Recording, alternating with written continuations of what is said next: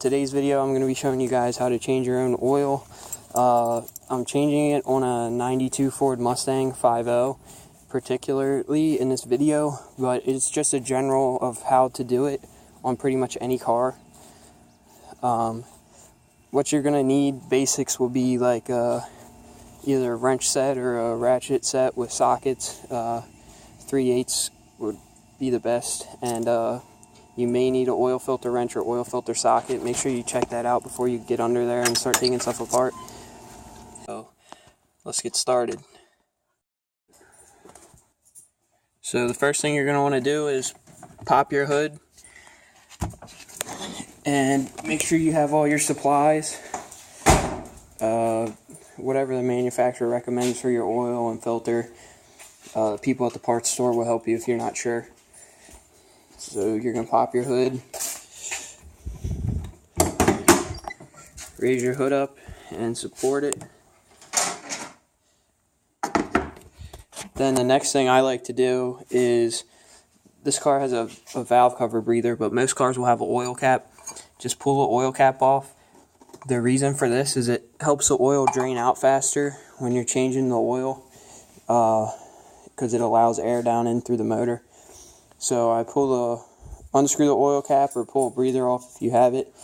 And then the next thing you're going to do is either pull your car, before you want to pull your car up on ramps before you do that, or he's getting this stuff over here.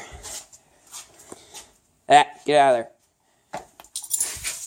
You're going to want to have your car where you want to keep it to change your oil before you take off the oil cap or anything like that. So you're either going to pull it on the ramps now, put it up on a jack. If you're using a jack, make sure you use jack stands so it doesn't fall down on you when you're under there. Or you can set it on the lift if you're lucky enough to have a lift like me. So I'm going to set it on the lift and then we'll be right back.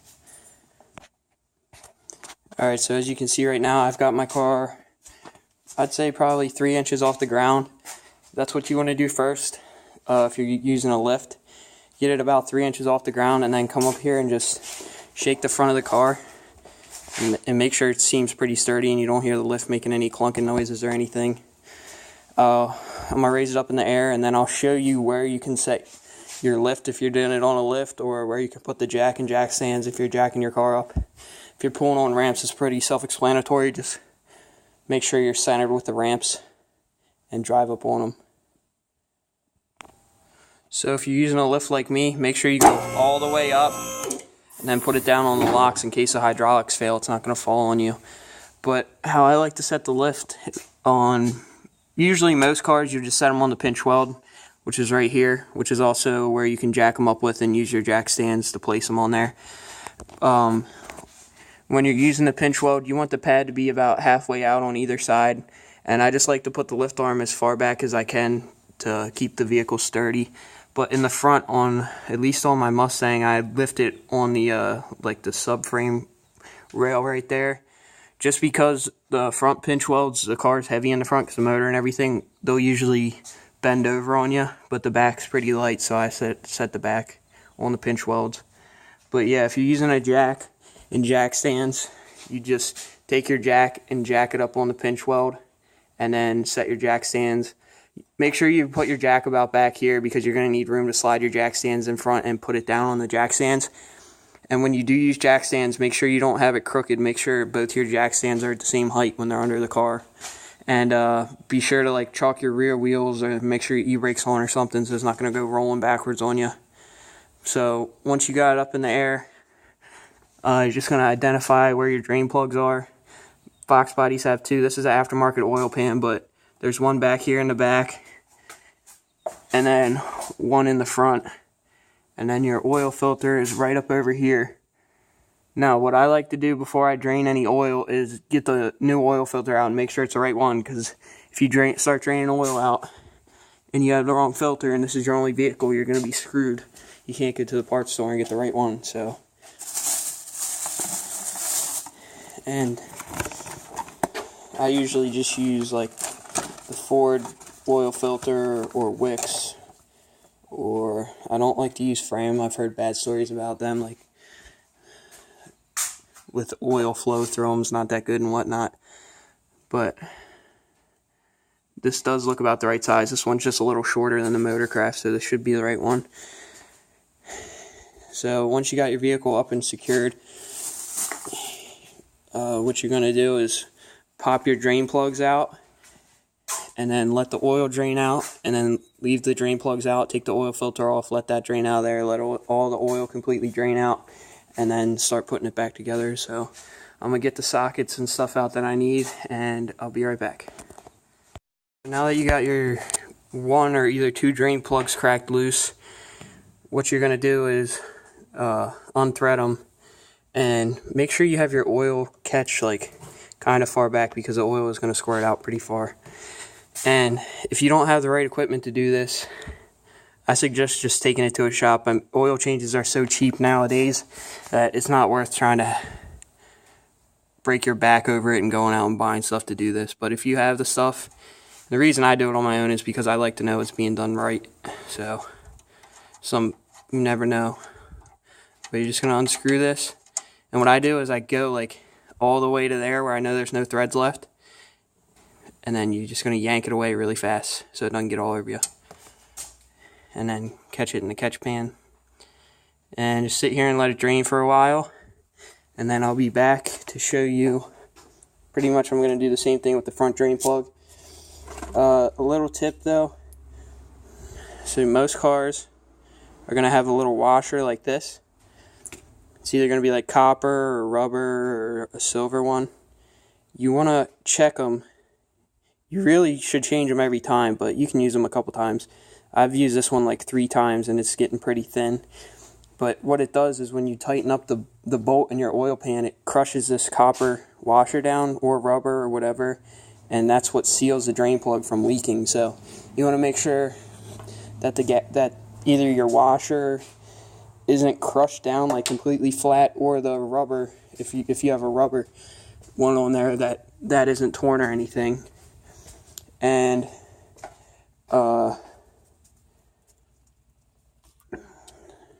something else you want to look at too is I like to clean up my drain plug once I have it out. Mine actually has little magnets on the end to help pick up oil shavings from the motor, but most cars don't have that. But it's just a good thing. Just clean up your old drain plug, clean all the stuff out of the threads, so you make sure it threads in there real nice. But I'll be right back. So as you can see here, I got a new copper washer. They're usually just in the help section. They're pretty cheap. This was like $2.79 for 2, which I obviously need 2 because I have 2 drain plugs. But most cars only have 1 drain plug, so a pack. I don't know. Like I said, I usually reuse the washer 2 or 3 times and then change it just to be safe. It's not worth leaking oil over a $2 washer. But so I'm just letting this drain out here some more.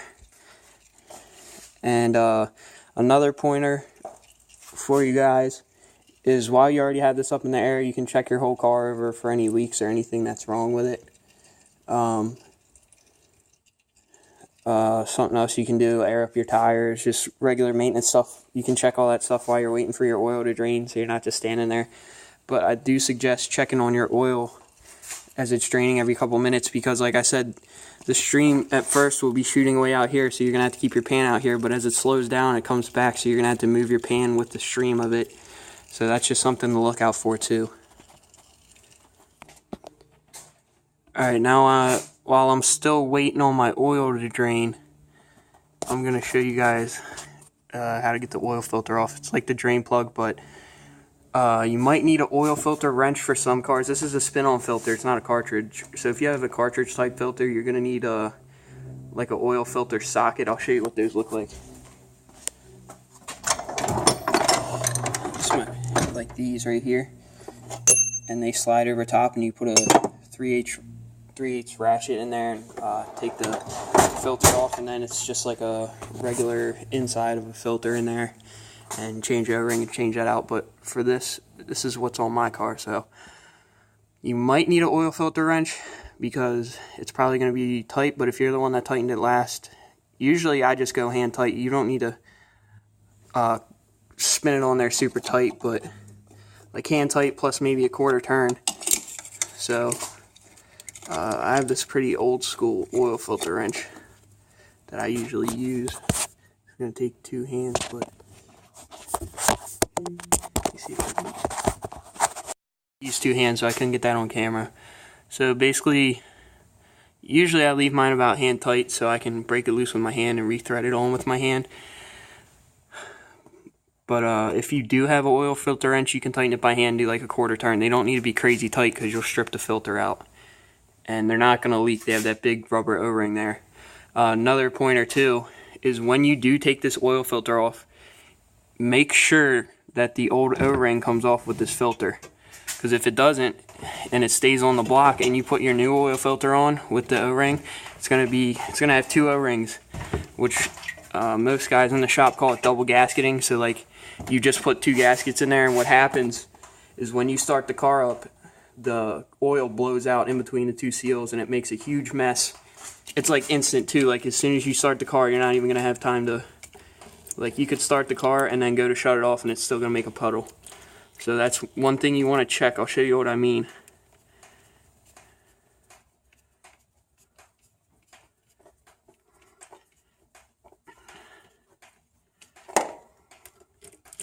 You try and keep your filter facing up so it doesn't spill oil all over you. But see that O-ring seal on there? Check and make sure that's on the filter. Because if it's not, it's going to be stuck up here. It's going to be stuck up in here. And if you don't notice and you leave that on there and thread your new filter on, it's going to have two gaskets, and it's just going to blow all your oil out in between the two gaskets when you start your car. So that's another tip to look out for. But I'm going to pull this front drain plug out, and I like to leave all the drain plugs out until like the oil is just coming to a slow drip. I'll show you in a minute. But this front sump only holds about a quart, but this pan's a 7-quart pan. Most cars only hold about 5 quarts. So same thing with the back. Thread it out until oil starts coming out, and then move your hand real quick. And then I'm also going to change this copper washer. But just stand here and let it drain. And like I said, make sure you double check about that gasket on there, because it will leak oil instantly and make a huge mess. And another thing I like to do is I just take old cardboard and lay it down on the ground, because when you do pull your drain plug out, see those splatters right there? You can't catch everything. See right there? And I got my back drain plug out still, and it's dripping on there a little bit, but I'll wipe that up with a rag before I throw the cardboard away. But it's just nice to have cardboard down because it's easy cleanup. You don't have to scrub the floor to get it off or whatever. If you're doing this in your garage or in your driveway, just take an old piece of cardboard and lay it under you. But I'll be back when this is all done draining. Alright, so you can see I got both drain plugs cleaned up and new washers on there.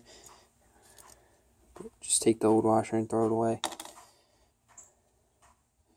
So I cleaned it all up, and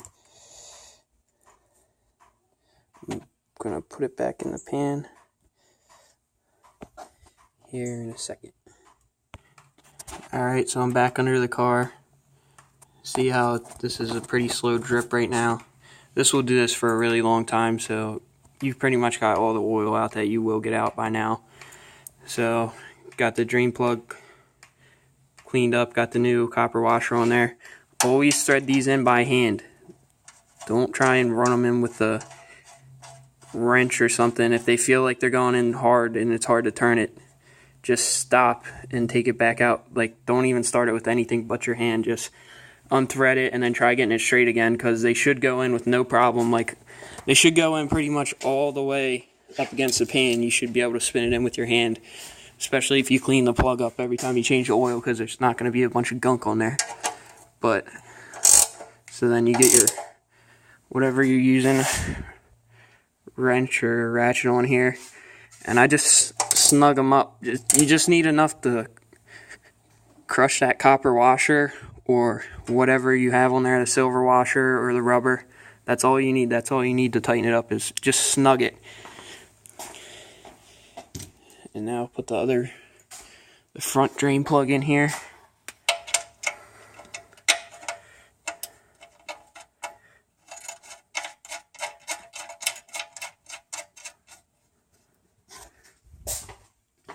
The same thing as the back one. Try to thread it in all the way by hand, and then snug this one up too.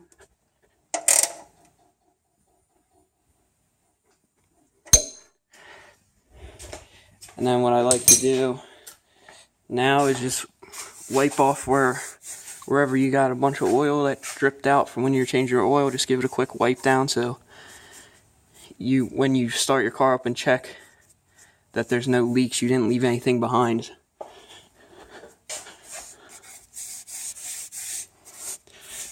Just do a quick wipe down of wherever you see oil. And then now we'll get ready to put our filter on, because we have both our drain plugs in and tight. Like if your drain plug's threading in like half or 3/4 of the way by hand, you should be good to run it in the rest of the way with a wrench or whatever you're using. But if it starts getting really tough and it's not all the way up against the oil pan, you're probably cross-threading it. So if you pull your drain plug out and the threads look messed up, just go get a new one. They're cheap. And they also come with washers too. It's not worth stripping out your oil pan and then having to take it to a shop and get your oil pan replaced. Because I can tell you that'll probably be a couple $100. So now we're going to get the oil filter out and get ready to put that on. So I already have it out of the box because I made sure it was the right one. So what I do is you open up your new oil container.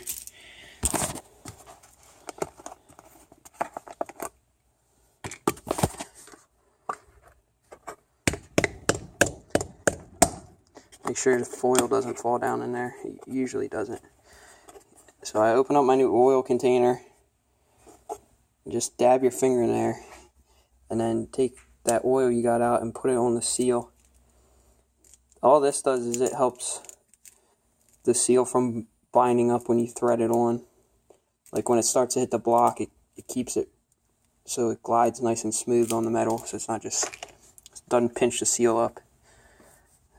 So do that, put your cap back on your oil so nothing gets in there. And then go ahead and start threading this up. Now double check that you don't have a gasket on there still. And then get it up on there. And just start. Some can be tricky to get started right. You have to try and move it at different angles and whatnot. But this should also just thread all the way on by hand. And then I got it about hand tight. I usually give it about a 1/4 turn with the oil filter wrench, but if you don't have one, just get it pretty much as tight as you can by hand, and I'm sure you'll be fine. You recheck for leaks after you get everything put together anyway, so I'm going to tighten this real quick and then I'll be right back. Alright, so now just go ahead and double check everything. Make sure your filter's tight. One or both of your drain plugs are tight. And go ahead and if you're using a jack or jack stands, you can fill it up on them, but if you're using a lift, go ahead and lower the lift down.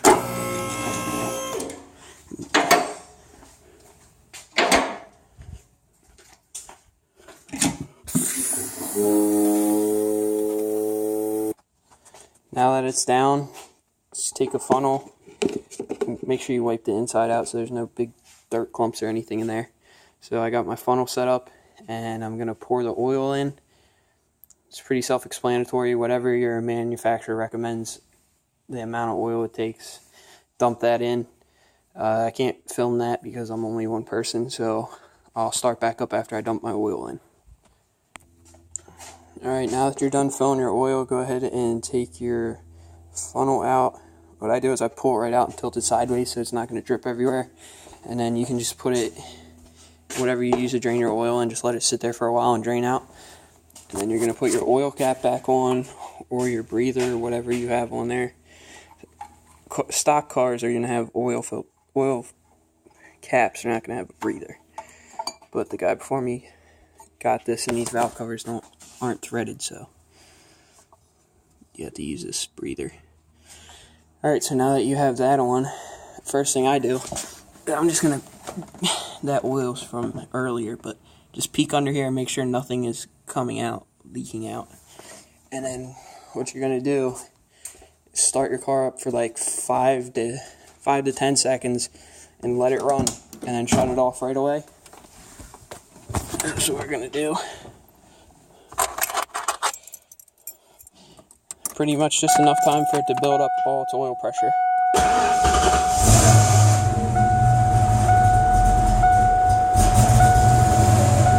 You see how the gauge is all the way up now? On a regular car, it will probably just have something like that. It might not even have an oil pressure gauge, just light. So just let it run 5 to 10 seconds, kill it, and then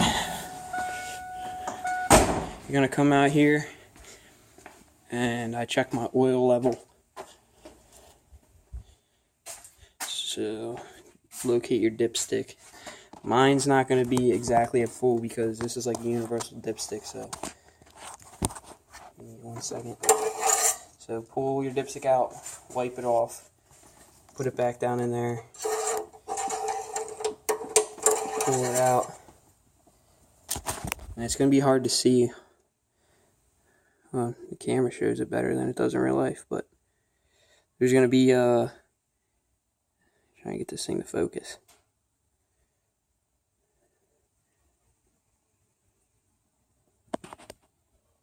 There's going to be an add and a full line.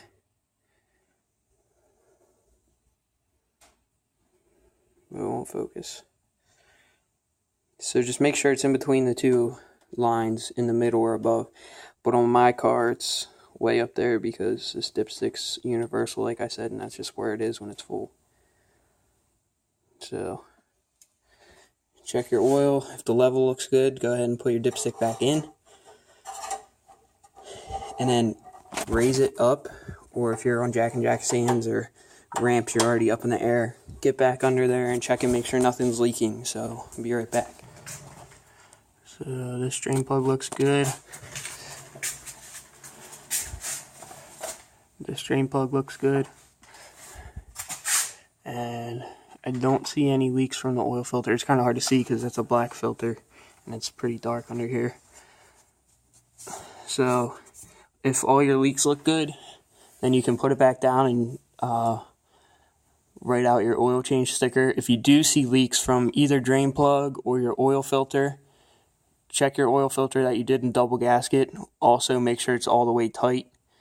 And same thing with the drain plugs. Make sure they're all the way tight, or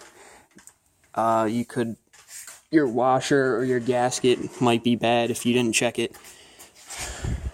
So now what I do is I'm going to put it back down now, and then you can just start it up. What I do is I start it up and I let it run while I'm writing out the oil change sticker. So for that, you can just use whatever mileage your manufacturer recommends. On my daily driver, I go every 5,000. On my Mustang, I race it and beat on it, so I change it like every 2,000 to 3,000. But most cars, every 5,000 miles. Just make sure you write a sticker out, because if you don't, you will forget the mileage, and then you're either gonna change it too early or too late. If you change it too early, I mean, it's not hurting anything, but you're just wasting your money. If you change it too late, you can damage the motor. So get it down. Like I said, I start it up and I let it run, get the mileage, and then I actually have legitimate stickers. So I get the mileage and I add 3,000 miles to whatever my odometer says right now, and that's when you'll know your oil change is due. If you have a newer car, most newer cars have an oil life indicator in the dash. You can look up on the internet or in the owner's manual for the reset on how to reset the light, and you don't really need a sticker then, but it's always better to be safe than sorry. You never know, your battery could die or something and it could lose count of how many miles you had until you're due and whatnot. So even if you don't have legit stickers, you can just take a piece of masking tape and write on that and put it on the window. So let me get my stickers out. But you can get stickers like these offline for really cheap.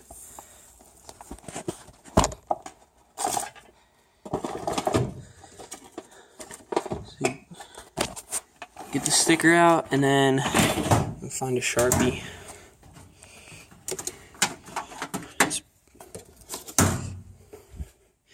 And come over here.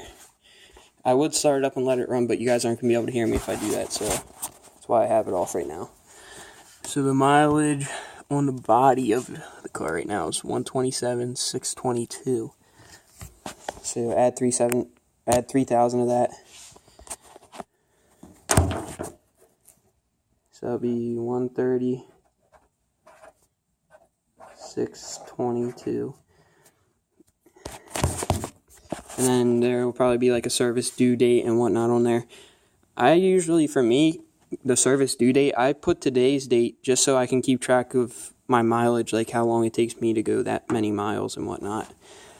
But I think that's about all I have for this video.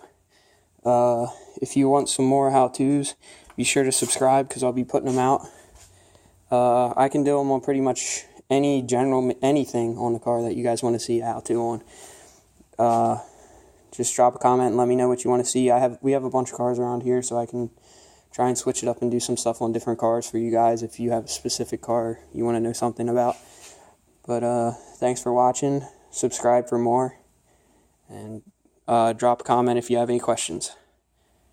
If you're not sure what to do with your used oil, just look up around you. There's a lot of stations that will take it for free, used oil stations, and they're generally pretty close to everywhere. Some shops will even take it and use it to burn in their heaters if they have them. So that's all. Thanks.